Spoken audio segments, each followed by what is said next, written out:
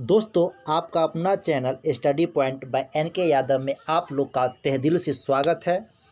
तो आइए दोस्तों, आज हम railway NTPC and group D previous year का जो भी इम्पोर्टेंट क्वेश्चन है उसका हम डिस्कशन करेंगे। और यह क्वेश्चन दोस्तों अभी जो है हाल फिलहाल में 2018 में जो ग्रुप डी का सीबीटी पैटर्न में एग्ज़ाम हुआ है और 2016 में जो एनटीपीसी का एग्ज़ाम हुआ था उससे जो है उठाया गया टोटल क्वेश्चन है। तो इसको आप लोग जो है अच्छा से देख के और नोट डाउन कर लीजिए, क्योंकि आने वाले एग्ज़ाम में भी आपको देखने को मिल सकता है। तो चलिए दोस्तों, आज का पहला क्वेश्चन शुरू करते हैं। तो दोस्तों, क्वेश्चन शुरू करने से हम पहले बता दें आप लोगों को कि क्वेश्चन में जो है जो क्वेश्चन हम करेंगे उससे रिलेटिव जो भी फैक्ट होगा वह हम बताते जाएंगे, तो आप लोग जो है उसको नोट डाउन करते जाइएगा। तो चलिए दोस्तों, शुरू करते हैं आज का पहला क्वेश्चन। आज का पहला क्वेश्चन है कि शैवाल किस समूह से संबंधित है। तो दोस्तों, शैवाल जो है थैलोफाइटा समूह से जो है संबंधित है। तो यहाँ जो है थैलोफाइटा का जो है प्रयोग हुआ है, तो थैलोफाइटा के बारे में जानते हैं हम लोग। तो दोस्तों, थैलोफाइटा जो है यह जो है वनस्पति जगत का सबसे बड़ा समूह है। पूछा जाता है कि वनस्पति जगत का सबसे बड़ा समूह को क्या कहते हैं, तो थैलोफाइटा कहते हैं दोस्तों। और थैलोफाइटा के अंतर्गत जो है कवक, शैवाल और जीवाणु जो है आ जाते हैं।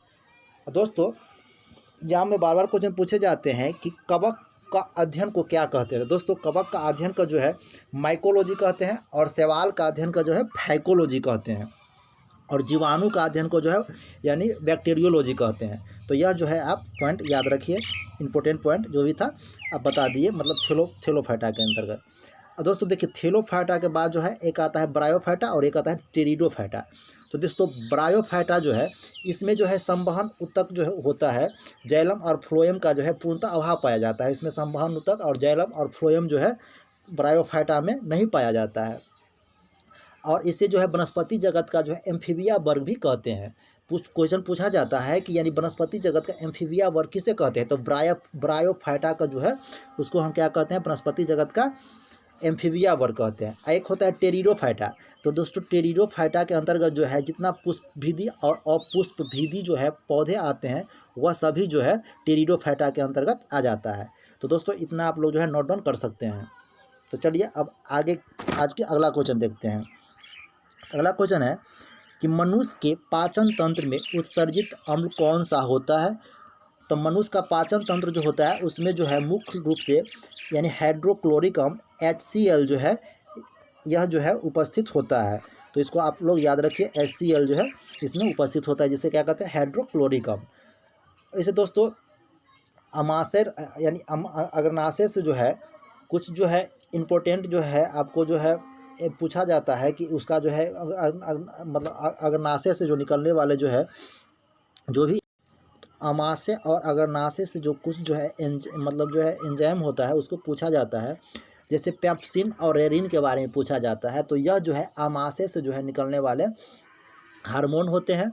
और जो है आपको अग्रनाशय से जो है यह एमाइलेज, लाइपेज और इंसुलिन नामक जो है हार्मोन का स्रावित जो होता है वह यानी अग्रनाशय से होता है। तो इतना क्वेश्चन आप इसे याद रख सकते हैं। चलिए नेक्स्ट क्वेश्चन देखते हैं। तो अगला क्वेश्चन है कि भारत के संविधान में सेकुलर शब्द को किस संविधान संशोधन के माध्यम से जोड़ा गया। तो दोस्तों, इंपॉर्टेंट क्वेश्चन है। सेकुलर शब्द को जो है भारतीय संविधान में 42वां संविधान संशोधन के द्वारा जोड़ा गया।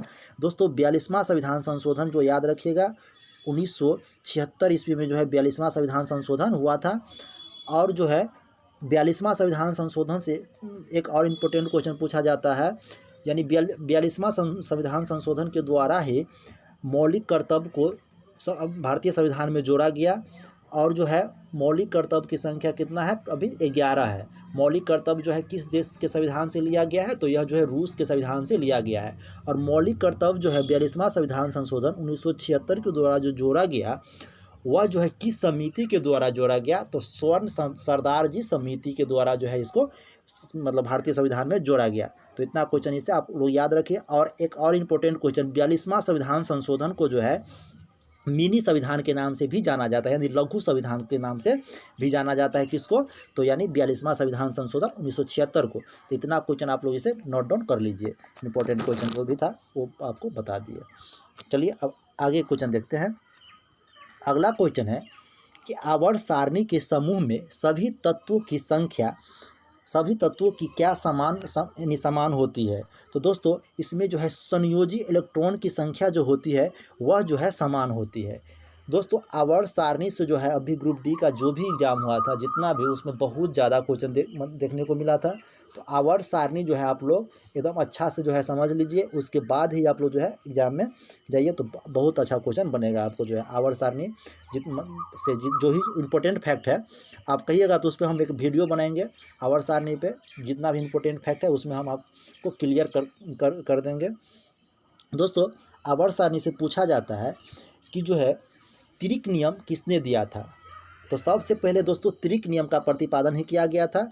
तो त्रिक नियम, अष्टक नियम, त्रिक नियम, अष्टक नियम और जो है यानी आधुनिक आवर्त सारणी और आवर्त सारणी, यह 4 क्वेश्चन पूछा जाता है। तो त्रिक नियम का प्रतिपादन जो है डोबेरेनियर ने किया था, अष्टक नियम का प्रतिपादक जो है न्यूलैंड ने किया था, और जो है आवर्त सारणी का जो है प्रतिपादन जो है मेंडलीफ ने किया था, और आधुनिक आवर्त सारणी यदि पूछे तो उसका जो है मोसले ने किया था। दोस्तों पूछा जाता है कि आधुनिक आवर्त सारणी जो है किस पर आधारित है। तो दोस्तों आधुनिक आवर्त सारणी जो है परमाणु क्रमांक पर आधारित है, यानी एटॉमिक नंबर पर आधारित है। और पीछे जो भी जो है चाहे वह त्रिक नियम हो, अष्टक नियम हो, और जो है मतलब इसका जो मेंडलीफ का आवर्त सारणी हो, यह तीनों जो है परमाणु द्रव्यमान यानी एटॉमिक मास पे दिया गया था। लेकिन जो है आधुनिक आवर्त सारणी जो मोसले के द्वारा दिया गया, यह जो है एटॉमिक नंबर पे दिया गया है। तो इतना आप लोग याद रख सकते हैं और यह बराबर एग्जाम में पूछा जाता है, तो इसको नोट डाउन कर लीजिए। चलिए दोस्तों अगला क्वेश्चन देखते हैं। अगला क्वेश्चन है उस विधि को क्या कहते हैं जिसके द्वारा गर्भाशय में यानी कोपटी रखी जाती है। तो दोस्तों इस विधि को जो है गर्भ निरोध कहते हैं। गर्भ निरोध के बारे में आप लोग सुने होइएगा। पूछा जाता है कि गर्भ निरोधक गोली का आविष्कार किसने किया था, जिससे जो है गर्भ निरोध किया जाता है, उस गोली का जो है उस दवा का आविष्कार किसने किया था दोस्तों, तो पिनकस ने किया था। यह क्वेश्चन भी आप याद रख सकते हैं। तो चलिए दोस्तों आज का अगला क्वेश्चन देखते हैं। अगला क्वेश्चन हिस्ट्री से रिलेटिव है। कह रहा है कि किस मुगल शासक ने दीन ए इलाही, बहुत बार एग्जाम में पूछा हुआ क्वेश्चन है, मतलब इसको आप लोग नोट डाउन कर लीजिए। दीन ए इलाही की शुरुआत जो है अकबर के द्वारा किया गया था, और इसको जो है 1582 ईस्वी में जो है अकबर शुरू किया था दीन ए इलाही का। और यदि दोस्तों इलाही संबत पूछे आप लोग से, यदि इलाही संबत पूछे तो इसका आंसर जो है कितना हो जाएगा 1583। तो इलाही संबत 83 और इलाही दीन इलाही की स्थापना यदि पूछे तो 1582। तो इतना जो है आप इससे याद रखिए। और बहुत सारा जो है अकबर से क्वेश्चन बनता है, तो इस पर डिस्कशन करेंगे तो लंबा समय लगेगा, तो वीडियो लंबा हो जाएगा, तो इसलिए जो आगे बढ़ते हैं। अगला क्वेश्चन है कि किसी पिंड का भार न्यूनतम कहाँ पर होता है। तो यह भी इम्पोर्टेंट क्वेश्चन है दोस्तों। यानी किसी भी पिंड का भार जो है न्यूनतम जो है कहाँ होता है, तो भूमध्य रेखा, या इसी को क्या कहते हैं विषुवत रेखा, इसी को जो है इंग्लिश में जो है इक्वेटर भी कहते हैं। तो यहाँ पे जो है किसी भी पिंड का भार जो है न्यूनतम होता है। ध्रुव यानी पोल पे जो है किसी भी पिंड का भार अधिकतम होता है। पूछा जाता है कि यानी किसी वस्तु का भार अधिकतम कहाँ होगा, तो ध्रुव पोल पे। और जो है न्यूनतम कहाँ होता है, विषुवत रेखा पे। और शून्य कहाँ हो जाता है, तो यह केंद्र पे जो है जाके शून्य हो जाता है। किसी वस्तु का भार जो है यानी शून्य कहाँ हो जाएगा, तो वस्तु यानी केंद्र पे जाके जो है वस्तु का भार शून्य हो जाएगा। तो इतना इससे जो है आप लोग नोट डाउन कर लीजिए इस क्वेश्चन से। अगला क्वेश्चन है कि संयोजक कोष में इलेक्ट्रॉन की संख्या किसके बराबर होता है, तो समूह इलेक्ट्रॉन के जो है बराबर जो है होता है उसमें इलेक्ट्रॉन की संख्या। तो यह जो है केमिस्ट्री का क्वेश्चन है, और इससे जो है ज़्यादा क्वेश्चन बनता है। आगे बढ़ते हैं। अगला क्वेश्चन है एक वस्तु का भार पृथ्वी की सतह पर 6000 न्यूटन है, तो यानी चांद की सतह पर उसका भार क्या होगा। तो दोस्तों यानी पृथ्वी पर यदि 600 न्यूटन है तो चंद्रमा पर इसका भार जो है कितना हो जाएगा, 1000 न्यूटन हो जाएगा। क्योंकि यानी पृथ्वी का भार बराबर चंद्रमा के भार का जो है 1/6 होता है। यदि पृथ्वी पर किसी चीज़ का भार जो है, यदि पृथ्वी पर किसी चीज़ का भार, किसी वस्तु का भार जो है यदि 6 केजी है, तो वह चंद्रमा पे जाके इसका भार कितना हो जाएगा, 1 केजी हो जाएगा। मतलब 1/6 होता है, तो इसका याद रखिएगा। तो चलिए आगे के क्वेश्चन देखते हैं। अगला क्वेश्चन है कि भारत में कौन सी राजनीतिक पार्टी यानी विंग राजनीति को पुरजोर समर्थन करती है, जैसे कि सभी के लिए भूमि, काम करने का अधिकार और वैश्वीकरण, पूंजीवाद और निजीवाद जैसी नव उदारवादी नीतियों को कम यानी जोरदार विरोध करती है। तो यह जो है भारतीय कम्युनिस्ट पार्टी जो है मार्क्सवादी, इसका जो है यह मुख्य उद्देश्य है। तो मार्क्सवादी पार्टी जो है इसका आंसर हो जाएगा। अगला क्वेश्चन देखते हैं। अगला क्वेश्चन इंपॉर्टेंट क्वेश्चन है। कह रहा है कि वह दर जिस पर यानी भारतीय रिजर्व बैंक अन्य बैंकों से ऋण लेती है उसे क्या कहते हैं। तो दोस्तों उसे जो है रिवर्स रेपो दर कहते हैं। और यह जो है यानी रिवर्स रेपो दर और रेपो दर, यह दोनों आप लोग समझिए क्या होता है। तो दोस्तों रेपो दर उसे कहते हैं जिससे जो है यानी आरबीआई से कोई भी व्यावसायिक बैंक जब पैसा लेता है तो उसे हम क्या कहते हैं, रेपो दर कहते हैं। और यदि आरबीआई किसी अन्य बैंक से यदि पैसा लेता है तो उसे रिवर्स रेपो दर कहते हैं। और यह दोनों जो है आप लोग नोट डाउन कर लीजिए, क्योंकि दोनों पॉइंट जो है इम्पोर्टेंट है। और दोस्तों आरबीआई के इस क्वेश्चन में आरबीआई का चर्चा हुआ है, तो आरबीआई के बारे में जान लेते हैं।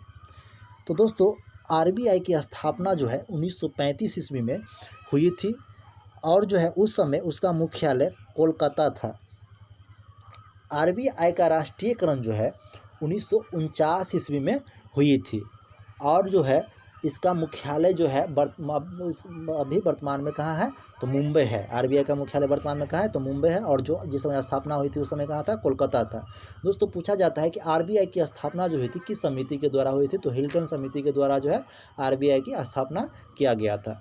तो इतना क्वेश्चन जो है आप लोग इसे याद रखिए। जो है रेपो दर और रिवर्स रेपो दर के बारे में आप एक और इम्पोर्टेंट फैक्ट समझिए कि जब भी मार्केट में पैसा ज़्यादा हो जाता है तो आरबीआई जो है रिवर्स रेपो दर का जो है रेट ज़्यादा कर देता है। उससे क्या होता है कि सभी बैंक जो है आरबीआई में पैसा लगाता है और यहाँ से जो है ज़्यादा ब्याज पाता है। तो मार्केट में पैसा बढ़ जाता है तो क्या करता है आरबीआई जो है रिवर्स रेपो दर में मतलब वृद्धि कर देती है। क्वेश्चन पूछा जाता है कि जब मार्केट में पैसा जो है लिक्विड बढ़ जाए तो उस समय आरबीआई क्या करता है, तो आरबीआई जो है उस समय रिवर्स रेपो दर में वृद्धि कर देता है। और जब मार्केट में पैसा की कमी हो जाती है तो उस समय जो है आरबीआई क्या करती है, रिवर्स रेपो दर में कम कर देती है। इससे जो है व्यावसायिक बैंक जो है अपना पैसा मार्केट में लगा सके और वहाँ से जो है ज़्यादा से ज़्यादा इनकम उनको आ सके। तो ये इम्पोर्टेंट फैक्ट था, इसे रिलेटिव आप लोग नोट डाउन कर लीजिए। तो चलिए दोस्तों अगला क्वेश्चन देखते हैं। अगला क्वेश्चन है कि बारिश के दौरान ऊर्जा का किस प्रकार का परिवर्तन होता है। तो दोस्तों बारिश जो होता है उस समय स्थितिज ऊर्जा गतिज ऊर्जा में परिवर्तन हो जाता है। स्थितिज ऊर्जा जो है गतिज ऊर्जा में परिवर्तन हो जाता है, यानी पोटेंशियल एनर्जी जो है वह काइनेटिक एनर्जी में परिवर्तित हो जाता है। दोस्तों यह जो है बहुत ही इम्पोर्टेंट चैप्टर है, और इससे जो है ज़्यादा से ज़्यादा न्यूमेरिकल भी जो है आपको ग्रुप डी और जो है एनटीपीसी अभी जितना भी एग्जाम हुआ है वर्तमान में उस सब में जो है इस चैप्टर से बहुत ही ज़्यादा आपको जो है न्यूमेरिकल देखने को मिला था। तो दोस्तों यदि आप लोग को न्यूमेरिकल पे यदि वीडियो चाहिए तो आप लोग कमेंट बॉक्स में कमेंट कीजिए। हम जो है जो भी 4-5 चैप्टर जो इम्पोर्टेंट चैप्टर है जिससे रेलवे बार बार जो है न्यूमेरिकल जो है पूछते हैं एग्जाम में, उस पर जो है हम न्यूमेरिकल भी आप लोग को न्यूमेरिकल का क्लास भी हम लोग चलाने का कोशिश करेंगे। तो चलिए दोस्तों अगला क्वेश्चन देखते हैं। तो अगला क्वेश्चन है दोस्तों, यदि जो है आपको हमारा क्लास अच्छा लगा हो तो इसे जो है लाइक कीजिए, शेयर कीजिए और सब्सक्राइब कीजिए। और यदि आपको जो है और मतलब वीडियो चाहिए तो आप लोग कमेंट बॉक्स में कमेंट कीजिए, हम जो है बराबर इस पे वीडियो बनाते रहेंगे। क्योंकि दोस्तों होता क्या है कि हम जो है हर दिन में दोस्तों मात्र 2 वीडियो डालते हैं। एक जो है आपको करंट मेरा जो है रोज़ सेशन चलता है, रेगुलर सेशन चलता है, सुबह में जो है 5 बजे आप लोग को अपलोड कर देते हैं। तो यहाँ से जो है आप लोग करंट का जो है अच्छा से अच्छा प्रिपरेशन कर सकते हैं। और दोस्तों एक वीडियो मेरा होता है वह जो है कभी जो है हम एसएससी से उठा लेते हैं प्रीवियस से, कभी जो है रेलवे से उठा लेते हैं, कभी जो है मैथ का क्लास डाल देते हैं, कभी रीजनिंग का क्लास डाल देते हैं। जो भी इम्पोर्टेंट होता है उस पर हम जो है क्लास बराबर लेते रहते हैं। तो आप लोग मेरा वीडियो देखिए। यदि आप लोग को अच्छा लग रहा हो तो कमेंट बॉक्स में लिखिए। यदि दोस्तों अच्छा नहीं लग रहा है तो डिसलाइक का बटन भी वहाँ दिया हुआ है, आप लोग डिसलाइक करके जा सकते हैं।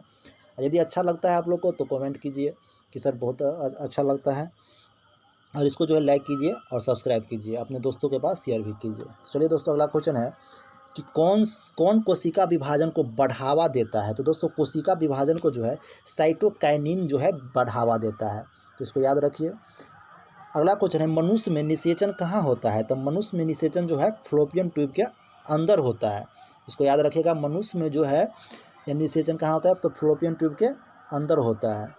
नेक्स्ट क्वेश्चन है यानी भ्रूण का फूल कहाँ का राज फूल है, यानी राजकीय फूल है। तो भ्रूण का फूल जो है दोस्तों वह नागालैंड का जो है राष्ट्रीय फूल है।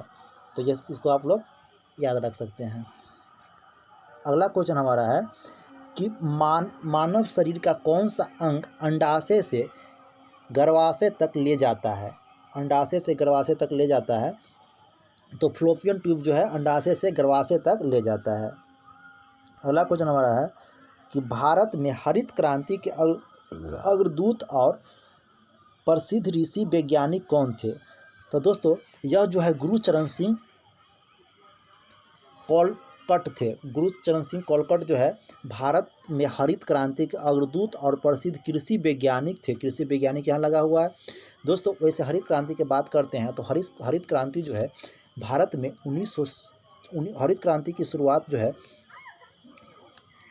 1966-67 ईस्वी में भारत में जो है आया हुआ था। और जो है हरित क्रांति का जनक जो है उसे यानी नॉर्मल बोरलॉग को कहा जाता है। और जो है भारत में जो है हरित क्रांति का जन्मदाता जो है यानी स्वामीनाथन को कहा जाता है। और हरित क्रांति में जो है हरित क्रांति का जनक देश जो है, क्वेश्चन बार बार पूछा जाता है दोस्तों कि हरित क्रांति का जनक देश किसे कहा जाता है, तो यह जो है फिलीपींस को कहा जाता है। यह भी क्वेश्चन आप लोग नोट डाउन कर लीजिए, क्योंकि बार बार एग्जाम में पूछा जाता है कि हरित क्रांति का शुरुआत जो है कहाँ से हुआ था, या हरित क्रांति का जनक देश किसे कहा जाता है, तो उसे जो है हरित क्रांति फिलीपींस को कहा जाता है। तो चलिए दोस्तों अगला क्वेश्चन देखते हैं। और हमारा आज का अगला क्वेश्चन है निम्न में से किस माध्यम का अपवर्तनांक सबसे कम होता है। तो यह बाय ऑप्शन है दोस्तों, तो यह हवा का जो है अपवर्तनांक सबसे कम होता है, बाय ऑप्शन के अनुसार क्वेश्चन उठाया गया है।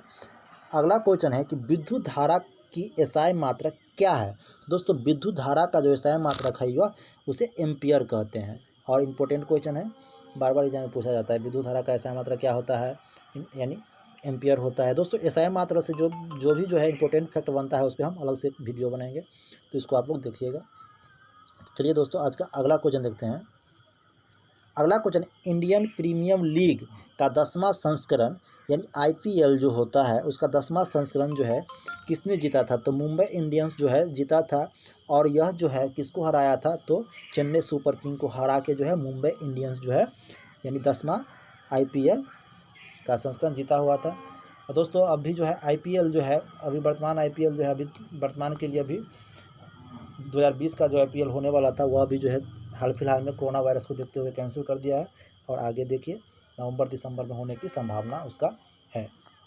तो दोस्तों बस आज जो है इतना 20 क्वेश्चन का पार्ट था। अब बस इससे आगे जो है हम अगला पार्ट में और क्वेश्चन लेके आएंगे। यदि आप लोग को वीडियो अच्छा लगा हो तो लाइक कीजिए, शेयर कीजिए, सब्सक्राइब कीजिए। थैंक यू, धन्यवाद, जय हिंद।